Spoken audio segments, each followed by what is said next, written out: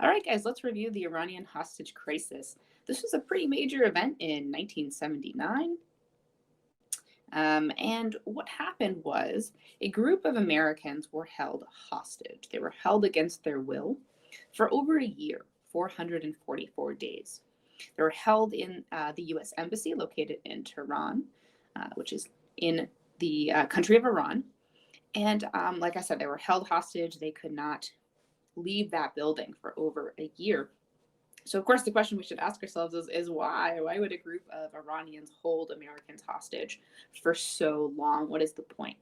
Well, we did an oops, right? We angered a number of Iranians when we let their Shah, which is their way of saying leader, we let the Shah or their leader into the US for cancer treatment.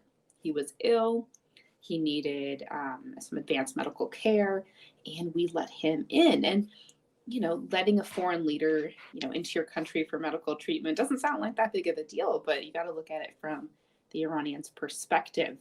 This group of Iranians felt that their Shah, their leader, had committed war crimes, had misused his power, had let their people starve, kept all the food and money for himself, and they wanted to put him on trial. So when we let him into the country, was not a good thing. They wanted to let justice play out, and here we were letting him into the U.S.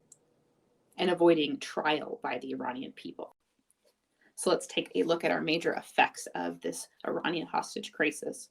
Well, number one, Jimmy Carter, the president at the time, who was trying to get these hostages freed, he just kept failing, right? 444 days goes by. He still couldn't get Iran to free the hostages. And this pretty much destroyed his presidency. He was not reelected. The guy who was elected, Ronald Reagan, funny story, Iran said literally the minute Ronald Reagan became president, they freed those hostages. It's kind of a final screw you to President Jimmy Carter. So he was on day one able to get those hostages back.